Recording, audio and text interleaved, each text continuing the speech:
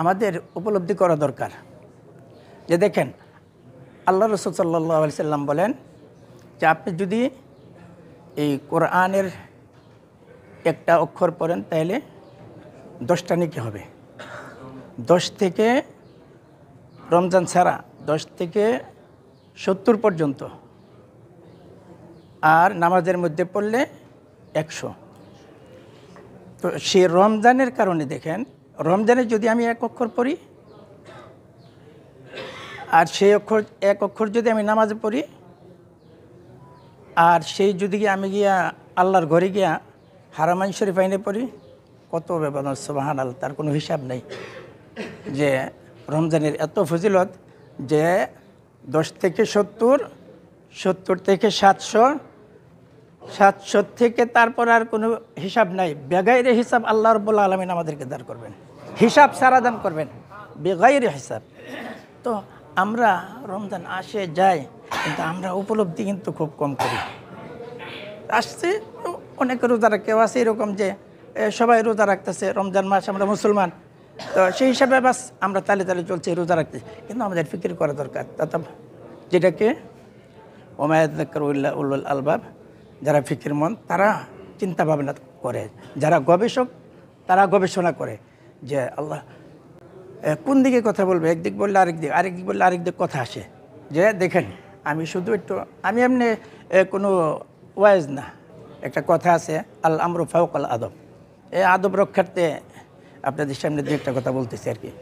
তো এরকমভাবে আমাদের আকাবির ওলামায়ে কেরাম, আইম্মায়ে মুজতাহিদিন যিনারা ছিলেন, ওনারা সারা বছর কোরআন হাদিস নিয়ে গবেষণা করতেন। সারা বছর যখন রমজান মাস আসতো তখন তাদের সকল প্রোগ্রাম সকল কিছু স্থগিত করে দিতেন এই রমজানের কারণে। যে এখন শাহরু রমাদান আল্লাযী উনজিলা ফিহিল কোরআন, যে রমজানের দাম কেন এত বেশি, কেন রমজানের দাম এত বেশি কেন আল্লাহ রাব্বুল আলামিনের কাছে,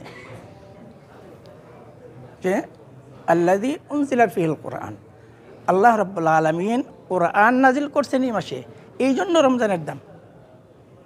যদি কোরআন নাজিল না করতেন তাহলে এত দামি কিন্তু হতো না।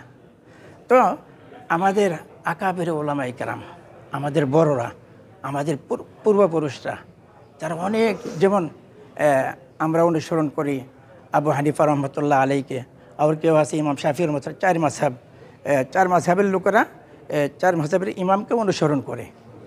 তো এই ইমামদের ঘটনা এরকম শোনা যায় যে আমাদের ইমাম সাহেব, ইমাম আজম আবু হানিফা রহমতুল্লাহ আলাইহির কথা এরকম শোনা যায় যে উনি দৈনিক রমজানে দিনে 1 খতম, রাত্রে আরেক খতম কোরআন পড়তেন। কিন্তু আমি ঘটনা শোনার পরে আমার বুঝে আসলে কীভাবে সম্ভব হতো যে দৈনিক 2 খতম কোরআন করা রমজানে, কীভাবে সম্ভব আমার আজও বুঝে আসে না। এরকম শাফি রহমতুল্লাহ আলাইহি বেলা এরকম শোনা যায় যে উনি দৈনিক 1 খতম করতেন। তো আমার কথা বলার উদ্দেশ্য হলো যে আমাদের বড়রা, আমাদের পূর্বপুরুষ যারা অনেক বিজ্ঞ আলেম ছিলেন, মাযহাবের ইমাম ছিলেন, ওনারা করতেন কি সারা বছর প্রোগ্রাম করতেন, কোরআন হাদিসের বাণী ছড়ায় দিতেন, কিন্তু রমজান আসলে কী করতেন, সব বন্ধ করে দিতেন, কোরআন নিয়ে বসে যেতেন, একবার কোরআন তেলাওয়াত করতেন, কোরআন ছাড়া আর কিছু বুঝতেন না।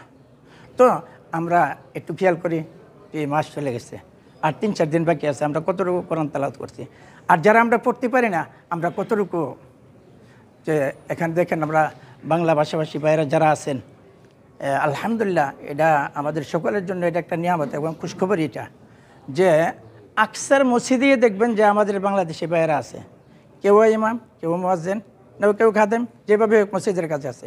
আপনারা যদি একটু খেয়াল করতেন যে আমি তো কোরআন পড়তে পারি না, আমি সূরা ফাতিহা পড়তে পারি না, এটা দুঃখজনক। আল্লাহ রাব্বুল আলামিন আমাদেরকে এই কোরআন দান করছেন, কিন্তু সেই কোরআন আমি পড়তে পারি না। অন্তত হুজুরদের কাছে শিখি, আগে পড়ি নাই, শিখি নাই। এখন এখানে তো সুন্দর ব্যবস্থা আছে, দেখেন এখানে তো আর আপনার আবার পয়সা লাগবে না, আপনারা খালি গিয়ে শুধু একটু সময় দেবেন, ওস্তাদেরকে শিখবেন, শেখার জন্য।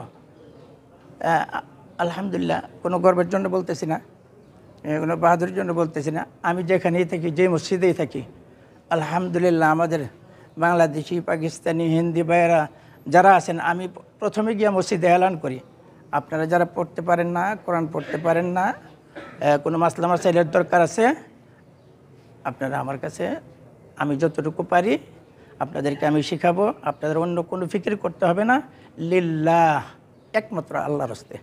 তো আপনারা একটু সময় করে 10 মিনিট 5 মিনিট যতটুকু সময় আপনারা পান, একটু মেহরবানি করে, এই পবিত্র মাস চলে যেতেছে, এবার যতটুকু আমাদের কসুর হয়ে গেছে আমরা করতে পারি নাই, সামনে যেন আর এরকম না হয়। ইনশাল্লাহ আমরা আজমবিল জাজম যেটাকে বলে, আমরা দৃঢ় সংকল্প করি যে ইনশাল্লাহ আমরা কালকের থেকে ইনশাল্লাহ আমরা যেখানে আমাদের হুজুররা আছে তাদের কাছে গিয়ে আমরা কোরআন শিখবো, রমজানের মাসলা মাসাইল শিখবো, নামাজের মাসলা মাসাইল শিখবো। তো ইনশাল্লাহ